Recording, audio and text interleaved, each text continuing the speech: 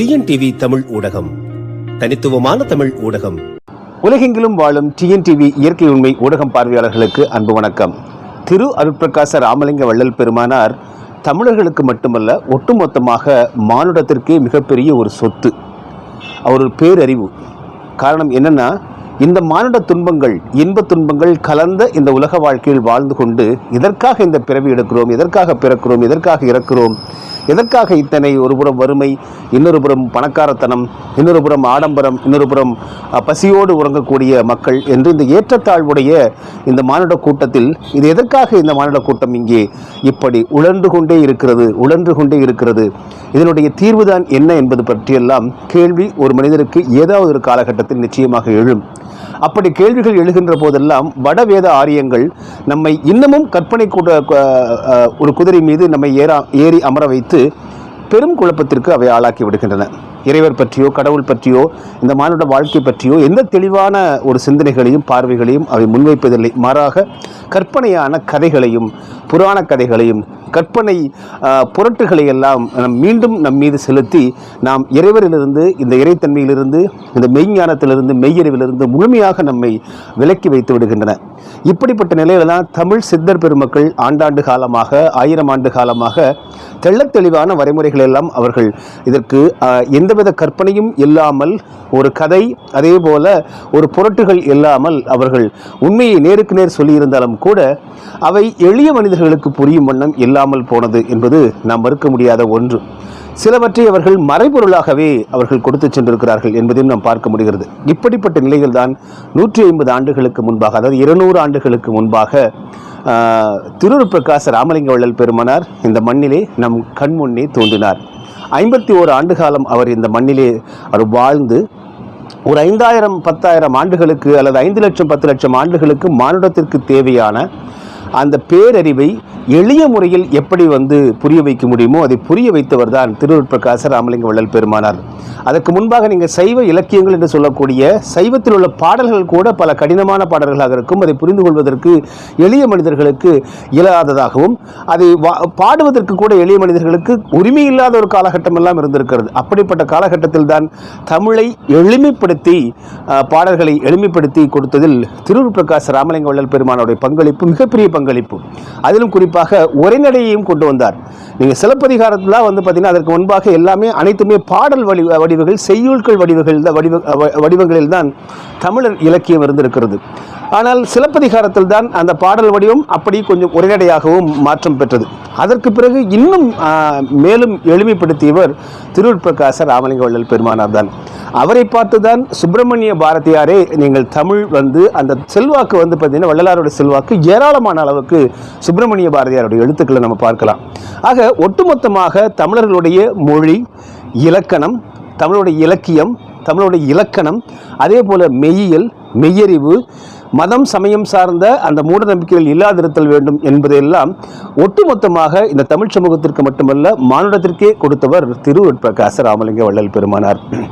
அவர் ஏதோ ஒரு சன்னியாசி போலவும், துறவி போலவும், இன்னும் சிலர் அவர் பார்த்தீங்கன்னா நிறைய மாயாஜாலங்கள் செய்யக்கூடியவராகவும், இன்னுமே பார்த்தீங்கன்னா உரைநடையில் இருக்கக்கூடிய சில பத்திகளை பிடித்து கொண்டு திரும்ப திரும்ப நின்ன இடத்துலையே நம்ம சைக்கிள் ஓட்டு வந்துறீங்களா, ஸ்டாண்டு போட்டுட்டு சைக்கிள் ஓட்டுற மாதிரி பல பேர் இவர்கள் மேடை பேச்சுகளிலும், அதே போல இந்த யூடியூபுகள் எல்லாம் நின்ன இடத்துலையே சைக்கிள் பலகாலமாக ஓட்டிக்கிட்டு இருக்காங்க. ஆனால் என்ன பார்த்தீங்கன்னா மக்கள் நிறைய பேர், ஆயிரக்கணக்கானவர் அதை பார்க்குறாங்க. அப்படிங்கிற காரணத்தினால அவர்கள் மேலும் உற்சாகமாகி தொடர்ந்து பார்த்தீங்கன்னா அது போன்றவற்றையே சொல்லிக்கிட்டு இருக்காங்க. நம்ம ஏற்கனவே குறிப்பிட்டது போல வடவேத ஆரியம் நமக்கு பொய்களையும் புரட்டையும் கற்பனையும் கொடுத்தது என்றால், அதற்கு பிறகு வந்தவர்கள் நாம் தமிழர்கள் குறிப்பாக வள்ளல் பெருமானார் முழுக்க எளிய தமிழில் மெய்யறிவை நாம் கற்றுக் கொடுத்திருக்கிறார். தமிழர்களுடைய கலை, இலக்கியம், பண்பாடு, ஒழுக்கமாக இவற்றெல்லாம் கற்றுக் கொடுத்திருக்கிறார். ஆனால் அவற்றையெல்லாம் நீங்கள் சொல்லாம நீங்க பார்த்தீங்கன்னா ஏதோ போட்டிக்காகவும், அதே போல நீங்க பார்த்தீங்கன்னா அடுத்தவர்களை விட நான் தான் எனக்கு எல்லாம் தெரியும், வள்ளலாரை பற்றி தெரியும் என்பது போலவும் சில பேர் பார்த்தீங்கன்னா இந்த அந்த காட்சி ஊடகங்களில் பேசிக் கொண்டிருப்பதை நாம் பார்க்க முடிகிறது. குறிப்பாக யூடியூப் போன்ற சமூக ஊடகங்கள் பேசிக் கொண்டிருப்பதை பார்க்க முடிகிறது. நாம் வள்ளல் பெருமானாரை நான் குறிப்பிட்டது போல நீங்கள் வெறுமனே சன்மார்க்க சங்கத்திற்கு மட்டுமே அவரை வள்ளல் பெருமானாரை பொருத்தி பார்க்க முடியாது.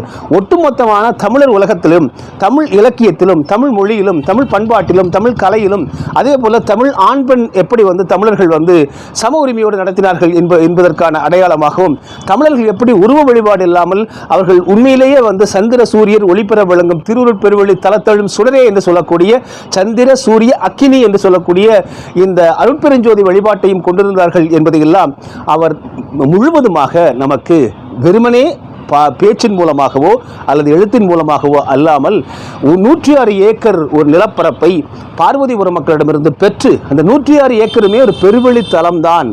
அதைத்தான் சொல்றாங்க, சந்திர சூரியர் ஒளிபெற விளங்கும் திருவருட் பெருவெளி தலத்தெழும் சுடரே அப்படின்னே சொல்றாங்க. ஆக அது மட்டும் இல்லாமல் வருவார் அழைத்து வாடி வடலூர் வடதிசைக்கு என்கிற அந்த பாடலில் தெளிவாகவே குறிப்பிடுறாங்க. சிதம்பரம், தற்போது உள்ள சிதம்பரத்தில் பார்த்தீங்கன்னா இடுக்காக இருக்கிறது. இடுக்குன்னா இந்த இடத்துல பார்த்தீங்கன்னா இந்த இடத்துல எல்லா இடத்துலையுமே இடையூறாக, நெருக்கடியாக, குறுகலாக இருக்கிறது என்றுதான் பொருள்.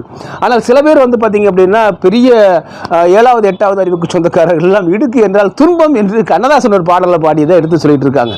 இப்படி நீங்கள் வள்ளல் பெருமானார் சொன்னது உங்களுக்கு புரியாட்டி கூட பரவாயில்ல, ஆனால் அதை வேண்டுமென்றே நீங்கள் திரித்து கூறுவது என்பது ஒட்டுமொத்தமாக தமிழ் சமூகத்திற்கே செய்யக்கூடிய துரோகமாகத்தான் நாம் இதை பார்க்க வேண்டும்.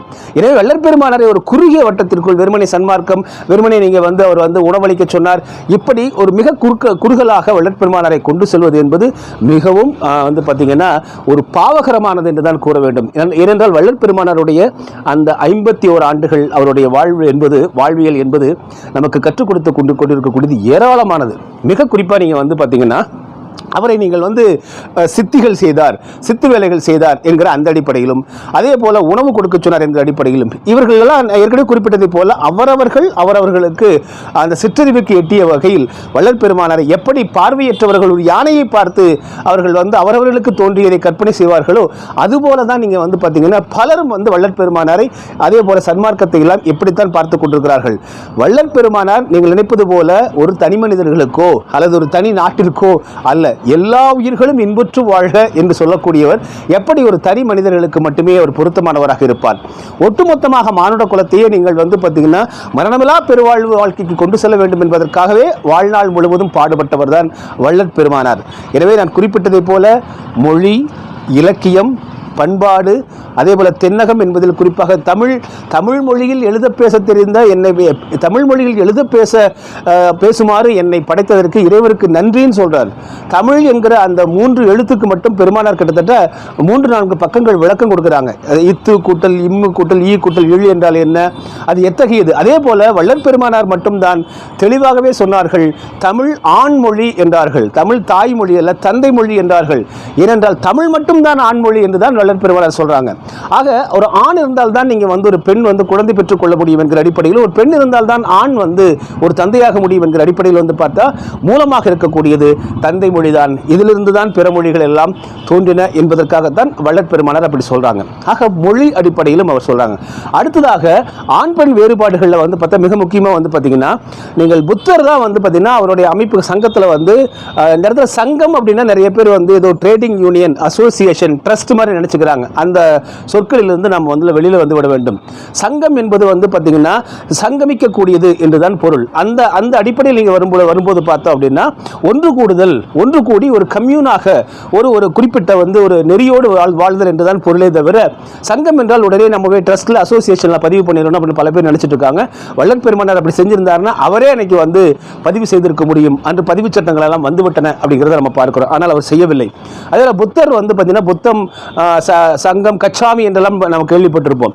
அவர் பெண்களை பிற்காலத்தில் தனியாக தான் உருவாக்கினாரே தவிர ஒன்றோடு ஒன்று கலந்து ஆணும் பெண்ணும் கலந்த ஒரு புத்திசத்தை புத்தர் பெருமானார் உருவாக்கவில்லை. மாறாக அதற்கு பிறகு பெண் பிக்குகள் என்று தனியாகத்தான் அவர் பிற்காலத்தில் அனுமதி கொடுத்தான்னு பார்க்கிறோம். ஆனால் வள்ளல் பெருமானார் மட்டும்தான் ஆண் பெண் பேதமற்று நீங்கள் சன்மார்க்கத்தில் இருக்க வேண்டும் சொல்றாங்க. அதே போல் மனைவிக்கும் நீங்கள் இந்த ஓக சாதனங்கள் இந்த மெய்யியல் கல்வியெல்லாம் கற்றுக் கொடுக்க வேண்டும் என்கிறார். அப்பொழுதுதான் ஆண் துரிய காலத்தில் சமமாக இருவர்கள் இருப்பார்கள். இல்லாட்டி 2 மாட்டு வண்டிகள் போகும்போது ஒரு மாடு மட்டும் வலிமையாகவும் இன்னொரு மாடு வலிமையாக குறைவாக இருந்தால் எப்படி வண்டி செல்லாதோ அதுபோல ஆண் பெண் என்பவர்கள் இருவருமே நீங்கள் மெய்யியல் கூட சம அறிவோடு இருக்க வேண்டும் என்பதை சொன்னவர் வள்ளல் பெருமானார். அது மட்டும் இல்லாமல் நீங்கள் பார்த்தீங்கன்னா கணவன் இறந்து விட்டால் உடனே தாலி எடுக்க வேண்டாம், பூ எடுக்க வேண்டாம், பொட்டு எடுக்க வேண்டாம், வெள்ளைப்புடவை கட்ட வேண்டாம் என்று சொன்னவரும் வள்ளல் பெருமானார் தான். இதெல்லாம் ஈவே ராமசாமி பிறப்பதற்கு முன்னாடி, அதற்கு முன்பாகத்தான் எல்லாம் சொல்லிட்டார் அவர். அதே போல நீங்க பார்த்தீங்க அப்படின்னா சாதியும் மதமும் சமயமும் பொய் என்று ஆதியில் உணர்த்தி அருட்பெருஞ்சோதி என்று உலகத்திலேயே இது சாதி மதம் சமயம் என்பது பொய்ன்னு ஆண்டவரே சொல்லிவிட்டார் என்று அடித்து சொன்னவர் வள்ளல் பெருமானார் தான். ஆக சாதி ஏற்றத்தாழ்வை தூக்கிட்டார், மதம் சமயங்கள் இல்லை என்று சொல்லிவிட்டார், ஆண் பெண் பேதங்களை அகற்ற வேண்டும் என்று கூறிவிட்டார். அதற்கு பிறகு சீவகருணை என்று சொல்லக்கூடிய உயிர்கருணை, உயிர் தயவு பற்றி குறிப்பிடுகிறார். எல்லா உயிர்களும் இன்புற்று வாழ்க என்றால் அதிலேயே இந்த சீவகருணை, ஜீவகாருண்யம் என்று சொல்லக்கூடிய இந்த சீவகருணை, உயிர் தயவு என்பது அதில் வந்துருது. அப்போ எல்லா உயிர்களும் குறிப்பாக பசி என்பது மரணத்திற்கு ஈடானது என்று வள்ளல் பெருமானார் குறிப்பிடுறாங்க. ஜனன மரண அவத்திகளுக்கு ஈடானது என்று வள்ளல் பெருமானார் குறிப்பிடுறாங்க. ஆக ஒரு பிறர் பசி போக்குவதே உயிர் காக்கக்கூடிய மிகப்பெரிய ஒரு சேவையாக வள்ளல் பெருமானார் குறிப்பிடுறாங்க. அதை ஜீவகாருண்யம் சீவகருணை என்றும் சொல்றாங்க. இது மனிதர்களுக்கு மட்டுமல்ல எல்லா உயிரினங்களுக்குமே சொல்றாங்க. பல பேர் பார்த்தீங்கன்னா ஜீவகாருண்யம் அப்படின்னா குறிப்பிட்ட சிலருக்கு அவர்களுக்கு வேண்டப்பட்ட யாருக்காவது கூப்பிட்டு 4 பேருக்கு சோறு போட்டா போதும் நினைக்கிறாங்க. இல்லை, உண்மையிலேயே அடுத்த வேளை உணவு இல்லாதவர்களுக்கு இந்த உணவு இல்லாததால் அவர் இறந்து போய் விடுவார் என்கிற நிலையில் இருக்கக்கூடியவர்களுக்கு நீங்கள் உணவு கொடுத்து உயிர் காப்பதற்கு பெயர் தான் ஜீவகாருண்யம் சீவகருணை உயிர் தயவு என்று வள்ளல் பெருமானார் குறிப்பிடுறாங்க. அது மட்டும் இல்லாமல் எல்லா உயிரினங்களுக்கும் அந்த உணவு கொடுக்க சொல்றாங்க. உன் கண் முன்னே துன்பப்படக்கூடிய எந்த உயிரினமாக இருந்தாலும் அதற்காக நீ இறங்கி சென்று சேர்ந்தால் நீ ஜீவகாருண்யம் உடையவன், நீ சீவகருணை உடையவன் என்று அழகாக தெளிவாக சொல்றாங்க வள்ளல் பெருமானார். ஆனால் சில பேர் பார்த்தீங்கன்னா சன்மார்க்கத்தில் எங்களுக்கு தான் எல்லாம் தெரியும் அப்படின்னு அவர்கள் இந்த இடதுசாரிகள் என்ன பண்ணுவாங்க பார்த்தீங்கன்னா கம்யூனிஸ்டுகள் அவங்கள்ட்ட போய் கம்யூனிஸ்ட் என்னன்னு கேட்டு பாருங்க. அவர்கள் உடனே சொல்லுவாங்க லெனினிய, முற்போக்குவாத, பொருளியல் முதல்வாத, கருத்து முதல்வாத, அதே போல மார்க்சிய அப்படின்னு சொல்லுவாங்க. ஐயா இந்த கம்யூனிசம் என்னன்னு சொல்லுங்கன்னா அதுக்கு வரவே மாட்டாங்க. அது இதுவரையில் நீங்கள் போய் புத்தகத்தை எடுத்து படித்து பார்த்தீங்கன்னா அவருடைய புத்தகங்கள் எல்லாம் அது எதை சொல்ல வராங்கன்னே தோன்றாது. இது போல தான் இப்போ சன்மார்க்கத்தில் புதிய சன்மார்க்க கம்யூனிஸ்டுகள் உருவாக்கி இருக்காங்க. இவர்கள் என்ன பண்ணுறாங்க பார்த்தீங்கன்னா சில சொற்களை பிடித்துக்கொண்டு எங்களுக்கு மட்டும்தான் அதுக்கு விளக்கம் தெரியும், யாருக்குமே விளக்கம் தெரியாது, அருட்பாவில் இருக்கக்கூடியது எங்களுக்கு மட்டும்தான் வள்ளல் பெருமானார் சொல்லியிருக்காரு, நாங்கள் சொல்வதுதான் உண்மை என்பதை போல இவர்கள் இந்த இடதுசாரிகளினுடைய புரியாத ஒரு வாதமாக, அது பொருள் முதல் வாதமோ அது அடுத்தது கருத்து முதல்வாதமோ அல்ல, அது ஒரு புரியா வாதம். அப்படிதான் நீங்க சன்மார்க்கத்தை எடுத்துக்கொண்டு போகணும்னு பல பேர் பார்க்கிறாங்க. ஆனால் அதெல்லாம் சாத்தியம் கிடையாது.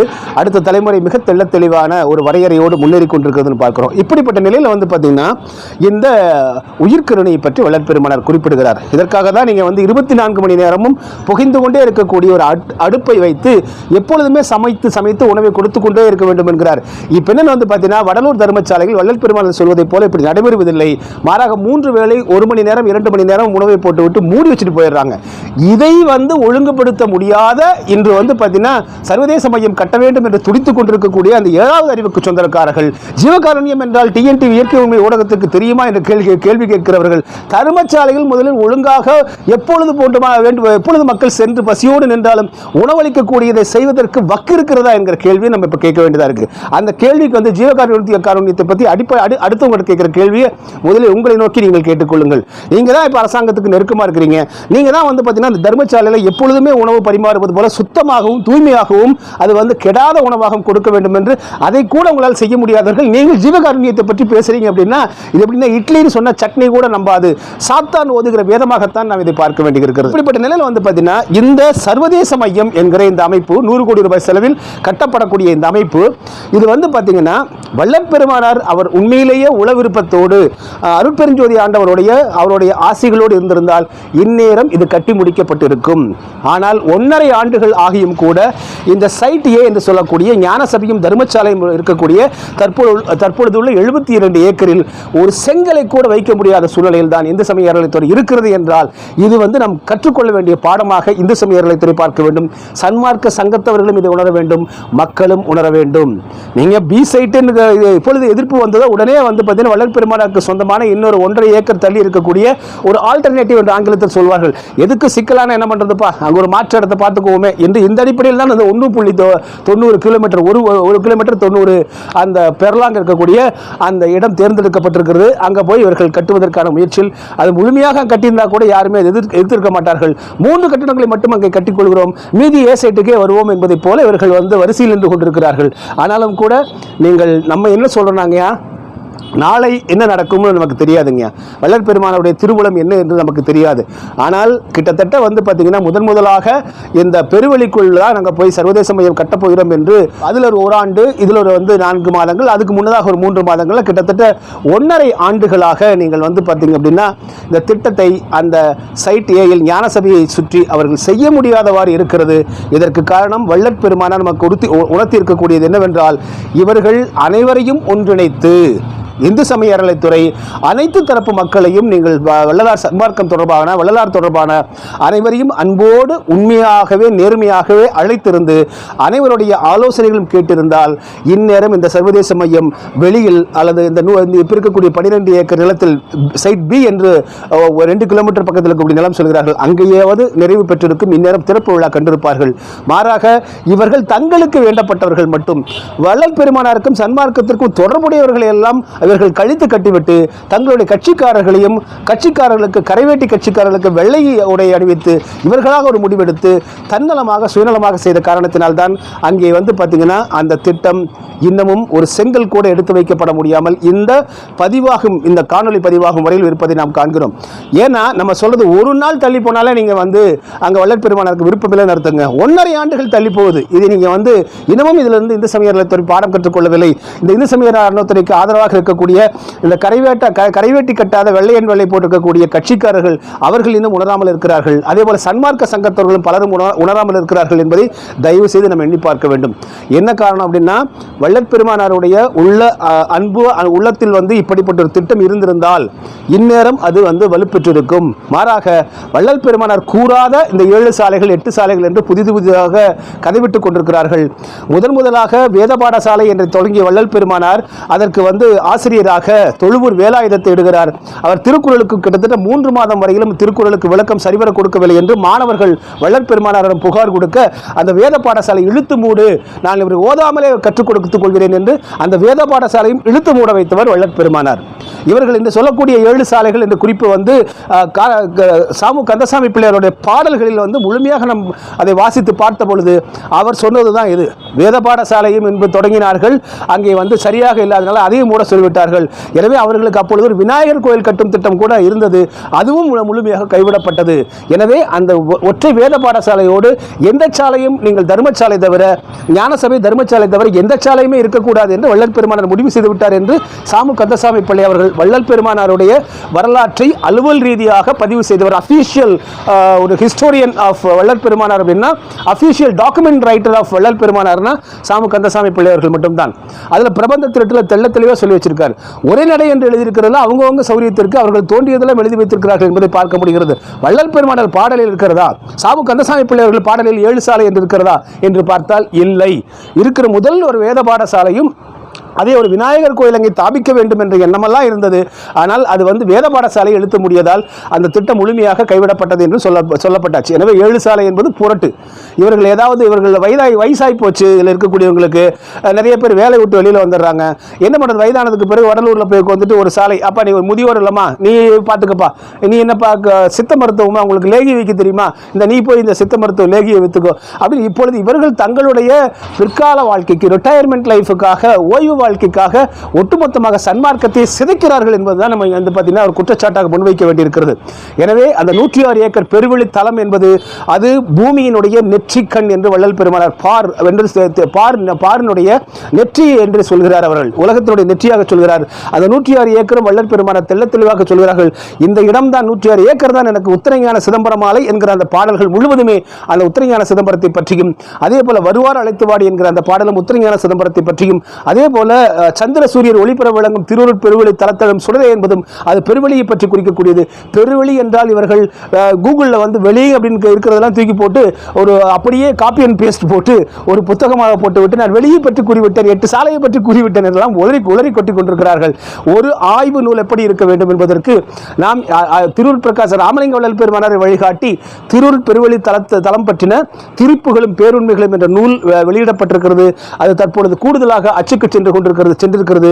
மேலும் ஆங்கிலம் மற்றும் ஹிந்தி ஆகிய மொழிகளிலும் அது மொழிபெயர்ப்பு நடைபெற்றுக் கொண்டிருக்கிற காரணத்தினால் சற்று மீண்டும் அடுத்த பதிப்பு வெளிவருவதற்கு தாமதமாகிறது. விரைவில் உங்கள் கைகளில் அவை தவழும். அது வள்ளல் பெருமானார் ஒரு ஆய்வு நூல் எப்படி இருக்க வேண்டும் என்பதற்கு சான்றாக அந்த நூலை அவர் எடுத்து எழுதி கொடுத்து, பெருவெளித்தலம் என்பது அது வெட்டவெளித்தலம், அது எந்தவித காரணத்தை கொண்டும் அது எந்த கட்டுமானங்களும் கூடாது என்பதை உறுதியாக சொல்லியிருக்கிறார். எனவே இவர்களுக்கு ஏதாவது ஓய்வு வாழ்க்கை தேவை, அரசியல் வாழ்க்கை கவர்மெண்ட் 100 கோடி ரூபாய் கொடுத்துச்சு, இதுலேருந்து ஏதாவது நம்ம வாழ்நாள் முழுவதும் ஏதாவது பெனிஃபிட் பண்ணிக்கலாம், அடுத்த தலைமுறைக்கு, அடுத்த மகனுக்கு, பேரனுக்கு, பேத்திக்கு, இதுதானே இந்த திராவிட மாடல். ஸோ அப்படி ஏதாவது அவர்கள் திட்டமிட்டிருந்தால் அதை வெளியே அவர்கள் எங்காவது கொண்டு செய்து கொள்ளட்டும். திருவருட் பெருவழித்தலத்தை சிதைக்கக்கூடாது, அதில் கை வைத்தால் என்ன விளைவுகள் ஏற்படும் என்பதை வள்ளல் பெருமானாரும் அருட்பெருஞ்சோதி அவரும் 1.5 ஆண்டு காலமாக உணர்த்திக் கொண்டிருக்கிறார்கள். அதை இன்னமும் உணராமல் கண்மூடித்தனமாக இருந்து கொண்டிருக்கக்கூடியவர்கள் மண்மூடி போக வேண்டிய காலம் வந்துவிடும் என்பதையும் வள்ளல் பெருமானார் ஏற்கனவே குறிப்பிட்டிருக்காங்க. அப்படிங்கிறத இந்த இடத்தில் நினைவு கூறிக்கொள்கிறேன். மீண்டும் மற்றொரு காணொலியில் உங்களை சந்திக்கிறேன். அதுவரை நன்றி, அன்பு, வணக்கம். டிஎன்டிவி தமிழ் ஊடகம், தனித்துவமான தமிழ் ஊடகம்.